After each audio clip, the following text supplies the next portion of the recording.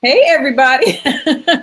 Hey, Al, how are you? Thank you guys so much for joining on. I am super excited today for a variety of reasons, but I'm really, really excited because I now have a television show on Amazon Fire Stick. And so some of the content that I'm going to be using for that show is going to come from these Be Live Facebook broadcasts. And so it is like super imperative that you guys log on and that you join and that you ask questions. On your side, that's like your part in this whole thing. And then my part is that I'm going to bring you the most interesting, the most exciting, the most compelling guests in order to further you along this journey in life. And so I am waiting for Squeaky to join us. Squeaky Moore, I'm going to tell you a little bit about her and what all is going on in her life. But like I said, I want you to make sure that you're following these. You can also you can subscribe to my broadcast. There you go. There's the information for that. You can subscribe to get information on upcoming interviews. I'm also going to give away some prizes because I appreciate you guys so much. And you can also get the replays from some of these interviews. And I'll give you more information on Amazon and how that's going. And we are going to just wait for a little bit for Squeaky to come back. But I'm going to tell you a little bit more about her as we go through this. Okay, I just sent her a note. This is like so funny. This is live. This is like what happens sometimes on live TV. I just sent her a note to come back. But I've been telling you about Squeaky. She went on a journey to pitch 100 times to rise above rejection and master the art of pitching. And with her unique gift of teaching her boot camp guide others by using all she has learned about pitching content to help people reach their next level of pitching. Her mission is to teach content creators, especially women and minorities, how to pitch content to networks, studios, talent, and investors, and to bridge the gap between content creators and those who give the green light so more diverse stories can be seen. And so that's why I wrote the caption, are you the next Shonda Rhimes? Are you the next Tyler Perry? She is a writer. She is a producer, director. She is a pitch coach. So she does this. She helps other people pitch their ideas. And she is the author of 100 pitches, hashtag 100 pitches, mistakes I've made so you don't have to, the film and television pitching guide for content creators. And so she's going to talk to us about some of the mistakes that she has made. But this is really for people who want to get their idea across to television and film networks. So this is not necessarily for, like the dramas or the sitcoms. This could be for anybody that has an idea about what they want to see on television, whether it's a talk show, whether it's entertainment, whatever it may be. And so when I saw this book, I was like super excited. I was like, I'm going to reach out to Squeaky. And so we've kind of developed this friendship, and she really has a unique way of teaching people how to pitch. And so I want to go with her on a few of the common mistakes that content creators, which we all are, if you post on Facebook or you post on Twitter, or any of that, we're all considered content creators. And so we want to talk about a little bit about, the things that she's seen, the mistakes that she's made or that other people have made. And this is directed especially for you. So we're waiting for Squeaky to come back. She's had a little bit of a technical issue. But I'm interested, for those of you who are watching, if you could take a minute to share the broadcast while we wait for Squeaky. We want to make sure we have a great audience when she joins us. Like this, make sure that all the people in your community are really excited about this. And if you have any questions, now would be a great time to get them on as we're sitting here waiting for Squeaky. So let me just tell you a little bit about my journey, because I've been in radio and television for a really long time. The majority of my career was spent in radio, but I've always had a fondness for television, especially television shows. I started out in news, worked for ESPN for a little bit, wanted to do sports, and then figured out that that really was not the way to go. And so, not for me anyway. And so that's why I went into radio, and I really, really loved radio. But I'm still very, very focused on television, and I really like documentaries and that sort of thing. And little do you all know, I have started producing some documentaries that I'm really, really excited about, along with another lady and her team, her company, that you will get to meet shortly, because of course we're going to be talking to her too about different aspects of filming documentaries. So I'm really interested in how this whole thing plays out. And so to have somebody like Squeaky on hand to really answer questions about what it takes to be a part of this world I'm really, really excited about. So we're going to check in with her in just a second to see if she'll be able to get back on. She froze, and I always appreciate technical issues because it happens. This is live. This is like live TV, and so now you really have to figure out what you're going to do next. So really, really interesting. Okay, so I'm waiting to see what she's saying. But if you all are interested in TV shows, or if you're interested, like I said, it would be a great time to get your questions in.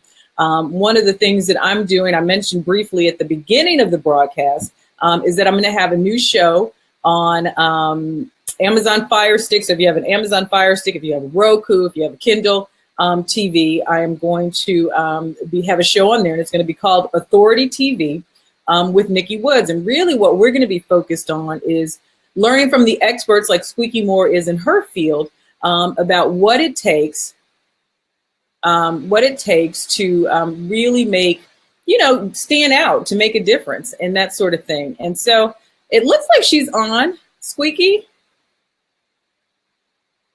I don't know. No, she's not on. Okay. So about what it really takes to be an expert in your field. So if you are an expert in branding, or if you are an expert in sales, or if you're an expert in design, then I'm going to be looking for you so that I can talk to you on this television show. It's really going to be about, woo, we got Squeaky. Oh my God. I'm like, what is going on? Hey. Hey, you talk about stalling for your life. I tell you, this is real TV. This is like live TV. This is what happens sometimes in live TV. Hey. So, I am so super excited to talk to you. I gave you a phenomenal introduction. You just happened to miss it. But we're going to get quite into the questions. Tell me about this. I call it a movement because 100 pitches, that's a lot. Tell us about the journey and how you got to the 100 pitches. So I started pitching content. 2013 was my first pitch. It was with BET. I was really bold to go and get it. And so that particular pitch, as all of them, it went to the next levels and went to the next steps. And in that particular case, I asked for a non-disclosure agreement, and everything was shut down at that point. That's a long conversation that I'm not going to get into right now because it's not about that. But that took me down to the ground, right? And so, like, I was so down. I mean, in my mind, I saw my mansions. I was driving around in this hot red car like that. And for that project not to go all the way, it really took me down. And to make a long story short, I would notice that was what started out a trend would be that I would feel dejected. I would shelve the project and not even see it, start working on something else and not see the light of day of an amazing project for 7-8 months. Right. And it got to a point that I realized, I said, if I'm going to be successful, I don't have that type of time to put my projects on hold because I feel like I've been rejected. Right. And so, in order to be great, I went on this journey to pitch 100 times. And I just do this arbitrary, I'm gonna pitch 100 times. And it was really just because I wanted to rise above rejection. And I wanted to learn how to master pitching. What I had already realized about myself is that I had a natural instinct for pitching, to tell stories, which is really what pitching is about. Yes. And I had that natural instinct to do that. And I also realized that I had a natural instinct for development, to develop ideas through to fruition. And so I had a gift to see the big picture. Right. But I would feel I just wanted to master the art of pitching, and I wanted to rise up. I wanted to be able to face rejection so well that I just get back in the game really quickly. And so I went on this journey to pitch 100 times. On that journey, it was my very first pitch while on the journey. Now, I had previously pitched, right, but on the journey, it was my first pitch. It was going well, like they all do. They go well, and I could tell that she was interested, and she asked me for materials that I didn't have ready. Okay. And I then went on another journey because now I have to get these materials ready. And I'm asking everybody, like, do you know what she's asking? Do you know? And I mean, I asked at least 30 people like for help, and they didn't know. And I realized we were faking it. All of us, we're just faking it until we make it. We're just doing bits and pieces at a time until we make it. And that frustrated me so much that I knew I wanted to, in my mind, I was like, I'm going to write a pamphlet about pitching. I don't care if I can reach one person and help one woman out, one woman like me. It was on the heels of Oscar So White. And I was like, if I can reach one woman, I'm going to help somebody to pitch. And that's what really started my journey, because I didn't want to go in. And I just felt like most of us, especially minorities and women, we're not able to get seats at the table because we don't know what we're doing. And, or we're faking it, and and that's good, but for only so long. And it just became my mission to help people to pitch themselves, to pitch their products, to pitch their content, so that more stories are seen and told. And I'm helping people have seats at the table.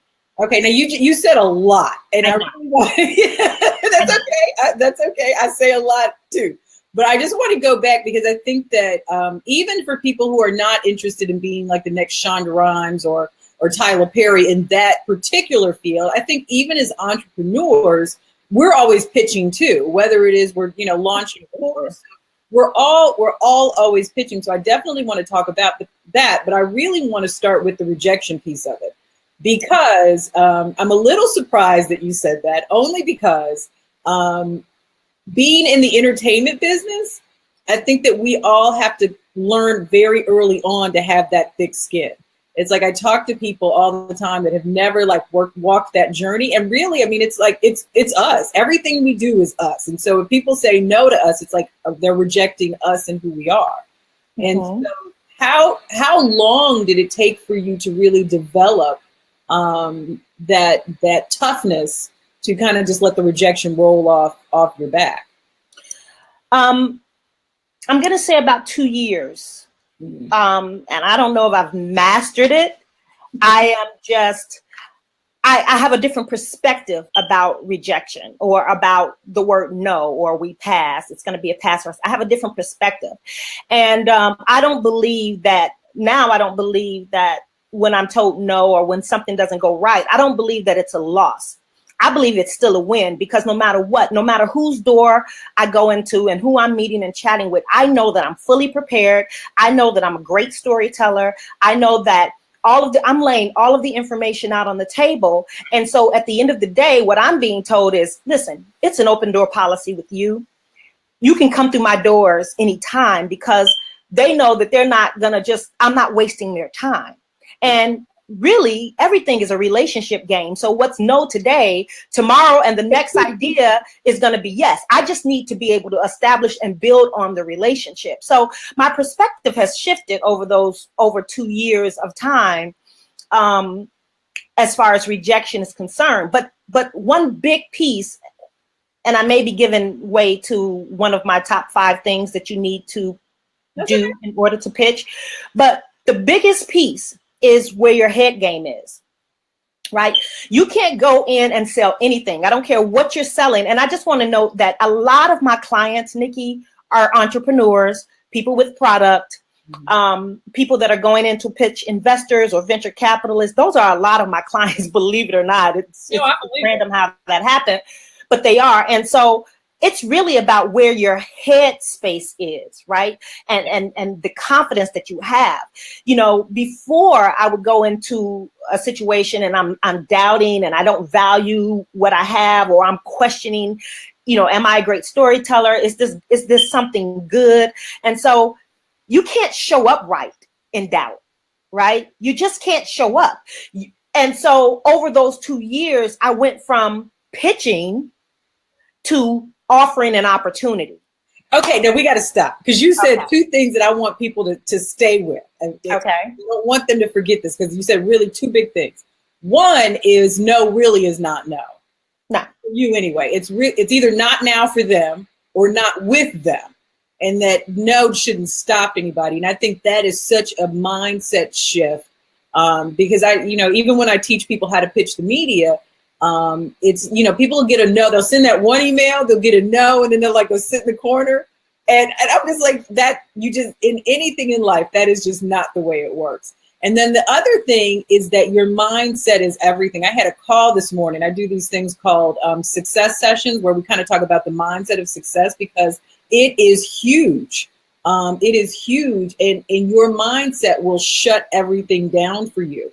If you have limiting self-beliefs, this is why we is I think, people, and mainly African Americans, we refuse to invest in ourselves because we see it as a price tag, and as opposed to an investment in building the future. And so we look at something, we're like, I can't do that, but we don't look at what the return on the investment is going to be. We're looking at it as just kind of like this one-time sale and not really investing in our future. And I think that, for you, teaching people how to pitch, and like you said, I'm not surprised at all that most of your clients are like entrepreneurs, because every time, we open our mouth, we're offering an opportunity for someone to invest in. And so I love that terminology as opposed to pitching and to operate. If we all looked at what we had, our gifts, our values, our knowledge is opportunities for investment, that changes. You stand up a little bit straighter.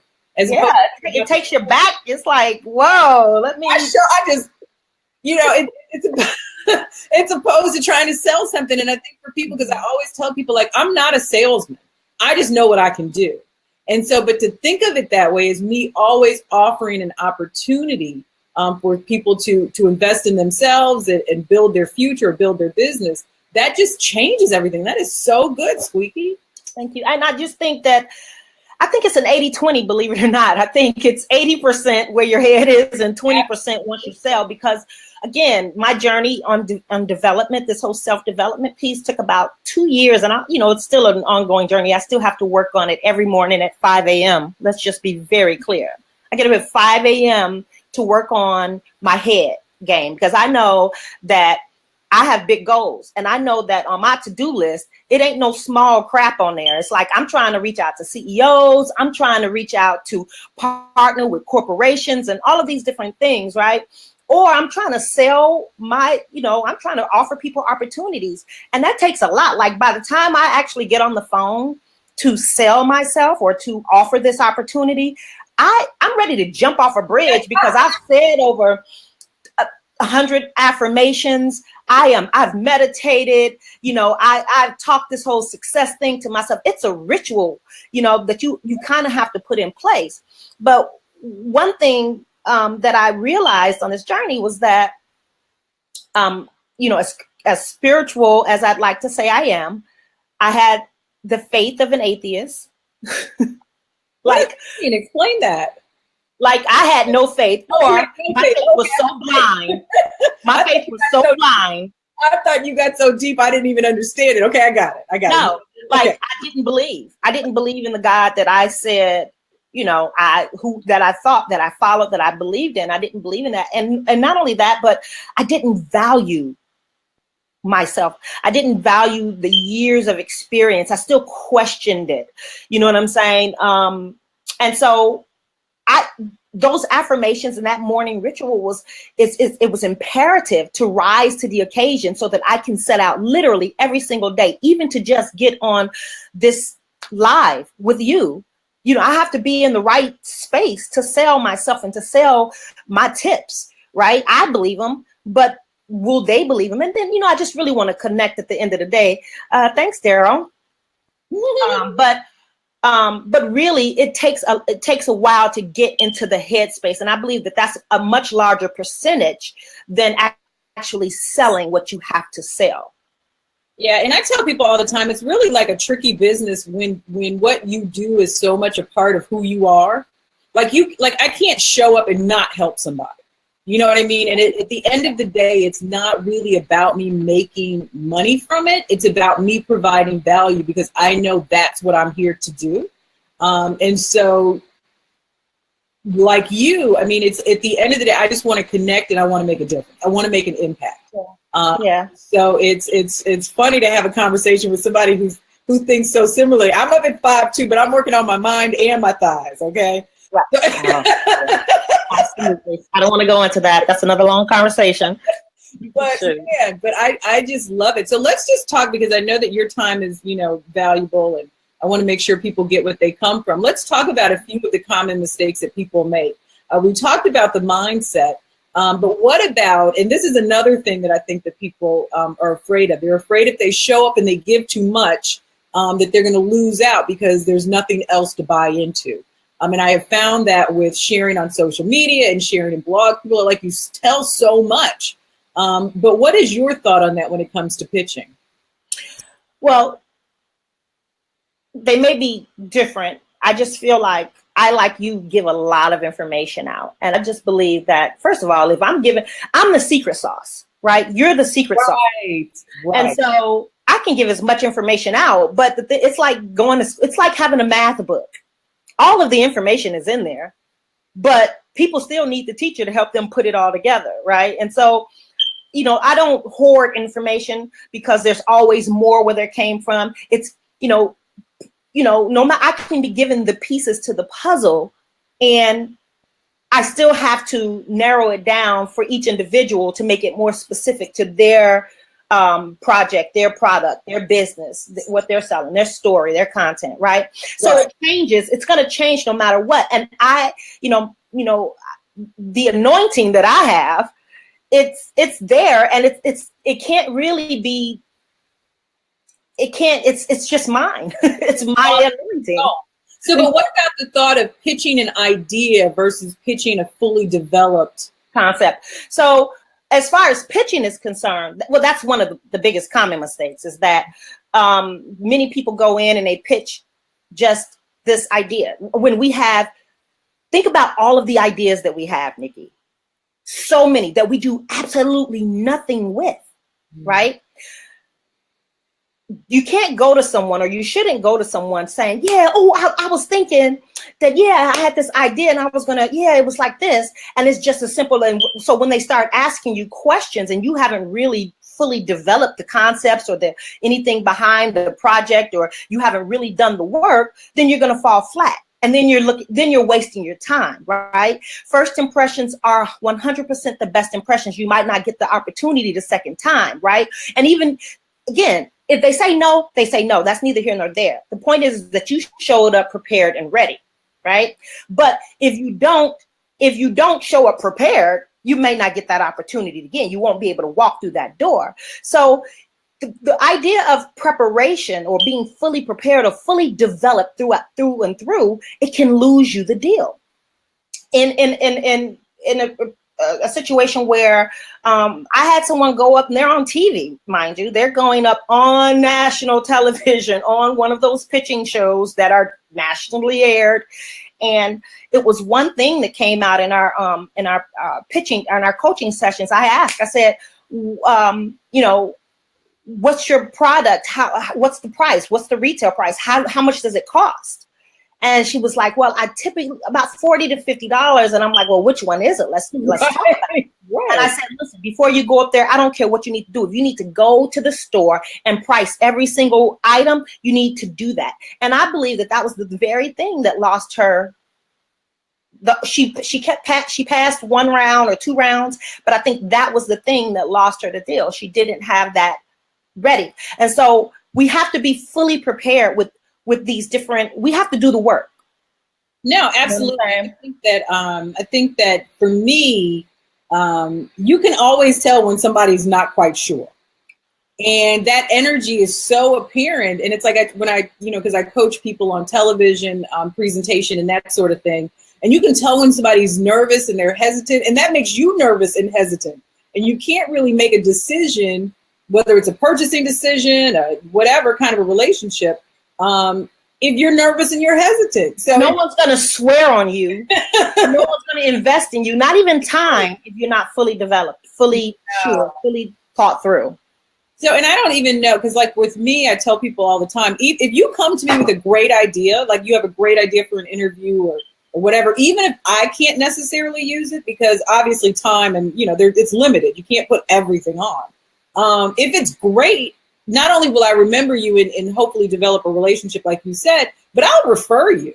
Like if I know of another producer that could use you on their show or something like that, I will refer you. Does that work like that in the TV and film industry? I think so. On that very first pitch that I told you about, I remember the guy who was just in LA with, I was just in LA with last week. He, when we met and he liked us, he wanted to take us up to the next level, but he said something like, listen, if this doesn't work out for us at BET, I want to be able to refer you to different agents, to different managers, so again, that opens the door. They'll refer you out. They'll allow you to.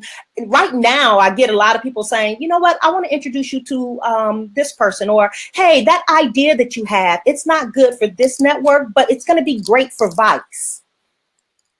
Can you change it up and make it more on the lines of Vice style? So you'll get people, if they connect to you and if they like you, people will they'll definitely give a hand, because now they believe in you. They believe that it's like one of those things where you don't introduce somebody and you don't reach out to get somebody a job when you know that they're flaky, right? Yeah. But if you know you can trust them, you're like, absolutely, I'll put you in contact with the head of this department. But even beyond that, I mean, I think the entertainment business is so tight knit, and I mean, everybody knows everything and everybody and everything. And sometimes it can work against you, because people will, in cocktail conversations say, what, this girl pitched me today and she did not have her stuff together. And then they say, oh, what's this girl's name? And then they tell the girl, and then all of a sudden everybody knows that you came in unprepared. Oh, I mean, God, I hope that, well, thankfully I pray, and I just don't believe that that's ever been one of my common mistakes, my mistakes that I've made. But yeah, I mean, again, that's just a closed door. You always have to think everything we do. First of all, we're always pitching. Yes. Whether it's intentional or not, we're always pitching. We're pitching ourselves. And pitching, I look at it as it's always an interview. You're always being interviewed. I'm being interviewed by 21 people right now, right? Or however many people that were on earlier. Like, it's all about the interview. You never know how someone's going to connect you or ask you to come on and do something. So you always got to be ready to pitch. You have to be, prepared. Absolutely. If you guys have any questions, feel free to ask them. We're going to have Squeaky for a few more minutes. I know that you also said one thing, before when you were talking about maybe it's not right for this network, but another network. Do you have to tweak pitches to fit certain networks? Or? Absolutely. So number 2 on my list, well, it should be probably number 1, is research, right? I like to say that I'm a stalker. I'm a professional stalker. I stalk everything, everybody. I was taught by someone to stalk the money, follow the money, especially like investors. You follow the money. What charities do they give to? What events do they show? What benefits do they show up at? Because it tells you where their heart is. But for every single pitch that I do all of the research. I research the person. I research what they love. I'm on every social media that they have, stalking them out. I'm reading articles and interviews that they did, because you never know what you can find out. And how I use that research is I build it into the pitch.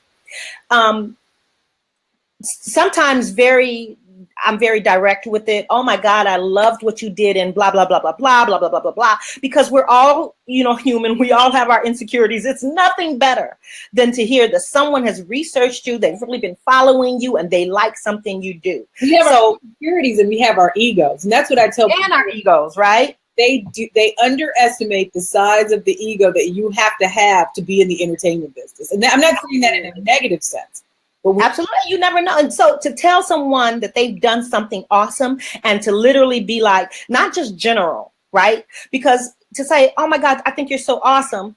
Okay. That's easy to say. But when you can pull out dates and times and projects that the world don't know, they're not universal, everybody don't know about, and say, oh my God, I'm so looking forward to blah, blah, blah, blah, blah, that's coming out in 2019. How did you do? Like, that type of stuff is like, dang, like, oh, wait a minute. You know what I'm saying? So it's just like, oh, they've done. So you've engaged them. Now they're engaged because they know you've looked them up. You know what you're talking about. But in a non-intentional, very passive way, I like to infuse my research because to connect here, right? If these people are dog lovers, right? But no one would, outside of their friends, would know. But because I've really stalked them out, and it was this one random interview that they did, and he talked about his 4 dogs. And my projects has something to do with dogs, or my business has something to do with dogs. Like, I'm looking for those things that make our missions conjoined, or our work meet or align. And then I somehow infuse that into my pitch. But it is a fine line, because I've had people that have stalked me on social media, and I always appreciate people doing their research, but you don't want to seem like a stalker when you use that research. So you got to use your instinct. You have to use instinct. That's why I say it's not very direct when I do it. If I'm talking about it, I may be saying, I love dogs. And so this product that I've created is about, it really helps the dog and the pet owner to blah, blah, blah, the pet and the pet owner to blah, blah. It's just using it strategically within your pitch so that they can go, oh my God, I feel the same way. Oh my God. Yeah. Or, whatever they're thinking, it's a way to connect to them. And so I use my research in connecting. So Squeaky's book is available on Amazon. You can definitely pick it up. And you can also learn more about Squeaky and all the stuff that she's doing. She's doing live events. We're going to do one in Dallas in 2018 and Houston in 2018 that I'm really excited about. But she's been to Chicago, LA. She is moving and shaking, and you can get all that information by subscribing to her list on squeakymoore.com. You can also purchase the book there, but it is available on Amazon. And so I know that there's a lot more that goes into all of this, but one interesting things that I thought we should definitely talk about before I let you go is the whole concept of breaking the rules. Okay. Should you or should you not break the rules? Should you be a maverick or no? You definitely have to break the rules. Okay. You have to break the rules. Because no one has ever gotten where they're going to get just by abiding by the laws, unfortunately. And so, and I've had people like in high places tell me like, oh my God, girl, you can't just go by the rules, and not if you're going to get to me, because you'll never get to me if you're going by the rules. And so some of the pitches that I've made, okay, I'm gonna give 2 separate instances. My very first pitch, I went to the president of BET, stalked her out, found the email, went to the president, gave the praises. And in my book, I list like 7 ways that people can create these emails, right? 7 different ways to create emails to contact people. So one of the things was praise. I give this praise, and then I go on and I give a little bit of information, because you can't give too much or else it's a legal affairs is going to come, at you. And I get in. So she was like, oh, I can't come on as executive producer, but why don't you pitch BET? And she CCs the person that I'm supposed to pitch. And I'm like, wow. This is done. Of course, the person on the lower end of the totem pole is going to take the pitch but breaking the rules was going to the top, right? Like, how many of us, especially if we're not in our right, if our minds are not right, it takes a big set of balls to go to the top, to bypass all of the avenues just to get to the top. And I'm a big believer, and I don't always do that, but if I have I follow my instinct, and it was like, you know what, just go to the top here. Yeah. And so I had to break that rule. I had to, I'm not represented by an agent. I'm not represented by a manager, and many people cannot get through doors, or that's their biggest thing. Like, how do I get through these doors if I don't have an agency or and that stops them. The fact that they don't have it, either they just spend their time seeking that agent or that manager, or they just don't reach out. And I'm like, I ain't waiting for an agent and a manager. I can do this. I'm about to reach. Let me figure out. Let me do my research, my stalking, and figure out how I can reach who's in my network, right? Who's in my network that can do a soft introduction. But otherwise, I'm still breaking the rules, which I'm going to go ahead on and tell this rule. Okay. I don't even know if I should be telling people this, but I do tell people that I'm coaching, like, girl, you better. So in one of my breaking the rules, it's like sometimes there's only 3 extensions to an email, right? Like it can be a .com, a .org, and I'm like, let me BCC all of them. Maybe let's see if this is one of the rules. Let me see if this could possibly, it's the first name, last name, So true. Unfortunately, that's sometimes one of the rules that I have broken. Let me just go through this and see if this is something that can get me through. Again, in another situation recently, I tried to play fair. I went to an SVP and I went to an EVP at this entertainment corp to try to offer them an opportunity. I found a loophole and I was like, they need to fill this or else it's going to be bad. Let me offer them this opportunity. And I knew the people and they did not reply to me to set up a meeting. And I have a private group. It's called the Pitch 101. And by the way, that's the other, if you want pitching tips and things like that, I have a website, a blog. It's called the pitch101.com, the pitch101.com. And it is connected to squeakymoore.com. So you can find it either way. But I have a lot of tips on there. So I go on to this private Facebook group for people that have bought into my workshops and things like that. And I go on and I say, you know what? I'm stepping out. I'm going big. I'm going all the way to the top, the CEO. And when I wasn't like showing face and my affirmations had wore off, I was like, maybe I shouldn't go to the CEO. I don't know about that. So I went to the SVP and I went to an EVP at this entertainment corporation. Nothing. I followed up, nothing. A week later, I said, why did I go to them? My instinct said, I had told people I was going to the CEO. Woke up, I had done my affirmations from 5 to 6. At 6, I felt this big energy. I said, you better reach out now while you feel bold enough to do it. Reached out to the CEO by using my emails, my breaking the rule type of, right? Let me see which one he is. 10 minutes later, he replies at 6 a.m., 6 something a.m. Like it's really early in the morning. And he said, oh, I think we should set you up with a meeting. And he put someone else on there that's up under him. And she was like, oh, by 12:10, kid you no lie, I had my meeting set up. So you just gotta break the rules sometimes. Because, and breaking the rules, but I think that you also have to realize that your greatest support doesn't always come within your circle. No. And I think that's the hardest lesson for a lot of us to grasp. It's like the first people, they're the first ones you think are going to, offer you that opportunity or buy your book or tell, somebody else about it. They're always the last. It's hurtful. Psychology, it is hurtful, but I don't know the psychology behind that. But the sooner people realize that, the sooner they'll get out of the comfort zone and really start developing networks outside of their family and their friends. I mean, I think that our family and our friends mean well, but you can't just count on them to support your vision because it is your vision and it might not necessarily be for them to support. I mean, sometimes you have to go outside and find that system. I've seen it. Listen, I just left Chicago. I don't know if anybody saw my Facebook Live, but I came on Facebook Live, not even preparing to cry. And I guess I got so emotional. It was like Facebook Live became my mom, when you're emotional and then you get it together and then your mom says, what happened, baby? And and I was like, I'm going on. I had a message to tell, Facebook. I wanted to give them some steps to do when they feel this way, when this happens, when that family, those friends don't come through for you like you want them to.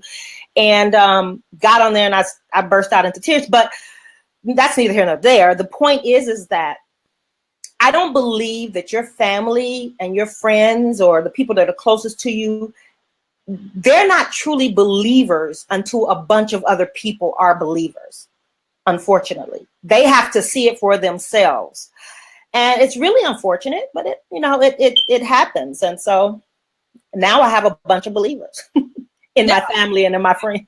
Absolutely. And even though I think that, because, my family, they are very supportive of me and, personally and who I am and, they believe in me, but that doesn't necessarily mean that they are my ideal client for my business. No, absolutely. So when we rely on family and friends to be our ideal client, I think that's when we get disappointed. I mean, I think that a lot of people have family members that are like, yeah, go Nikki, but then buy my service or whatever, that's a different thing. And I think that we mesh the two, that because they love us, that they need to purchase everything from our business. And that's not necessarily the case. And I think that's where we disconnect and we get disappointed. So it's like, I think as soon as people get that, it's good. So tell us, when is your next live event? Because I know, you have one more coming up this year. It was just pushed. It was San Francisco, December the 6th. And we just, the person, it's the person that I work with, because I try to, like, I'm working with you in Texas. Her brother just got really ill, and they gave him, unfortunately, 2 months. So she wanted to push it until January. I have so many things happening. Like, this week I'm speaking at Brick in Brooklyn, and I'm doing a pitch, practice your pitch fest, where people are actually just pitching the panel, and we're really critiquing their pitches. And then I'm in Atlanta, November 3rd and 4th for a Hers Only Pitch Fest for business owners. Nice. And then November 11th, I'm here in New York at the Activate conference, moderating a media panel with Lucinda Cross. Yeah, that's nice. So it's a lot of things I have coming up. But as far as my book release live event, it's going to pick back up in January, and I'm going to hit Texas, DC, Philly has been at it, San Fran. And then I want to go into really, really small markets, like where, this information is just not being offered in some small town outside of North Dakota. You know what I'm saying? Like, I want to go into really, really tiny markets like that. So I'm gearing up for that. And I'm glad you're doing it. And I said in the very beginning, and I'm glad we've kind of reiterated this. I mean, this is not necessarily just for people who want to have, the next scandal. I mean, this really is for anybody who has to share what they do with somebody in hopes that they will, invest in the opportunity that is being offered. I mean, like you said, we are constantly pitching, whenever we step on a stage, whenever we meet with a client, whenever we do a workshop, we're pitching something, even if it is just free information. We're pitching ourselves. So I think that it's extremely important that you have kind of stepped in, fill this space, because I think that, for those of us who are not actors, I think it takes an element of that to really be successful at pitching. So I'm glad that you have kind of filled that void. And so I'm just glad to be connected. I can't wait till you come to Texas. And I can't wait too, but I do want to just say before I get off the phone, just to, if anyone is on here and they're looking to pitch something soon, it could be content, it could be a product or whatever. I do want to, if you don't mind me taking a few seconds just to give them some pointers that are, Spooky, we get you in Detroit? Maybe Duval, maybe we should get me in Detroit. I'm telling you, these cities keep adding on as I go on and on, but I'll consider Detroit. Some of the things that I want you to focus on is that, first of all, how you enter a room is very key. Yes. Making sure you're locking eyes with everyone, right? Making sure you've researched everybody that you're pitching. Anybody who's going to be in the room, you may ask, am I just, pitching you, or will there be other people in the room? Because you want to be able to do the research so you can know who you're talking to. I'm sorry, Miss Selena. Maybe we do Miami, and then I can't do every single city, but we can migrate you over. I mean, you can go to Miami, so maybe Miami may be a key, but so you want to go in and you want to, I believe that after we've done our research, I think that every pitch should start with a statement of purpose. And what do I mean by that? I mean that you should state what you want, what it's about, what you're looking for.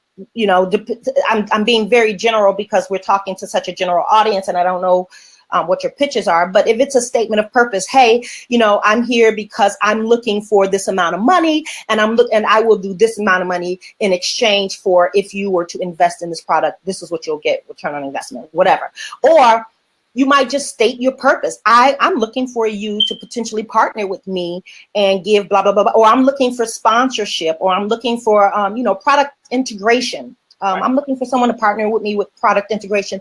Go in and state your purpose. And the reason I say that is because too many times we'll go in and we just go straight into our pitch. And the people that you're pitching, they're kind of like this because they're trying to place what you want for them, and now they're in their heads and they're missing out on what you have to say. Okay. But if you state what you want, then they can go, I know what I'm listening for. Gotcha. Right? They don't have to figure it all out, right? And so after you state, you explain your why. That's another key. Like, explain your why. Explain your why or your product, its purpose, what its plan is to do. Like, you want to, and this is in no particular order, but definitely you want to not leave, if it is content, you explain why you do something. Nikki, in this chat that we've been having, you've explained why you do what you do. Whether you mentioned, I don't have to get paid, but this is what I just really want to connect, blah, blah, blah, blah. I oftentimes explain that my mission is to help women and minorities to pitch, to sell their stories so more diverse stories are seen on air. Explain your why, because because you're connecting with people here, right? You want them hopefully already done the research, and you know that this is something that you already have conjoint missions, right? So for you to explain that, it just lets them know that they're in the right place, they're listening to the right person, and they're connected, right? Because you guys are conjoined. If you can, explain any accomplishments that you have. Let's say you're pitching a product. This is my product, this and this. You just kind of want to throw it out there, so far I've sold over this many units, or, so far it's been on QVC, it's been on this, it's been on that, or, I won a few awards. I won 8 awards. This particular project has won 8 awards in film festivals, like blah, blah, blah, blah, blah, blah, blah, blah, blah. But just explain some of your accomplishments, right? And just like I'm talking and I'm using my hands, you want to use your hands because that keeps them engaged, right? Okay, so these are very general, but I just wanted to leave. I didn't want to leave without giving some sort of tips. And I think I wrote another one up there. Oh, the number one key to pitching, and this is very general, is storytelling. Yes. You have to tell a story, and you have to start by telling a story, which is gonna include your why, right? So, this would happen, and I did this, and I just couldn't fit into these jeans, and it was so frustrating to me that I couldn't fit into the jeans, and I just never felt like going out. And then finally, I decided to create my own jeans, and that's how Fit All Jeans came about, or whatever. You want to go into telling a story, and storytelling is the key to pitching. If you don't walk away with anything, I hope you walk away with that one nugget. So yeah, again, if I can be of help, please reach out to me on squeakymoore.com or thepitch101.com. There's many more tips on there that I give, and I just didn't want to leave without, giving some zip nuggets. Super okay with that, and I am like I said, I'm just ready, and excited that you were here. Yeah, I don't know where that feedback came in, but thank you. I think you fixed it. And so I appreciate you. I can't wait till you come to Texas. You can always log on to squeakymoore.com and get more information. Absolutely pick up her book, because like I said, even if you're not, looking to create like a Shonda Rhimes type show, this will definitely help you as you look to grow in your business. I've already gotten a ton of value just listening to you talk about it. So I know I'm halfway through the book. I know that it's going to make a difference in how I show up for pitching. Now, I'm super excited about you, Miss Squeaky Moore. And so I dare say you will be coaching me on something very soon. So I appreciate you. And I thank you for taking the time to talk to us. Yay. Yay. Thank you. Thank you guys for logging on. I'll be back later this week with another interview, but definitely make sure that you pick up the book, 100 Pitches, Mistakes I've Made So That You Don't Have To, either on Amazon or on squeakymoore.com, and just get connected. I mean, it's always great to have people that know more than you in certain lanes, and this is definitely one that Squeaky has mastered. So we appreciate you for tuning on. We'll see you guys later. Bye, Squeaky. Thank you. Bye.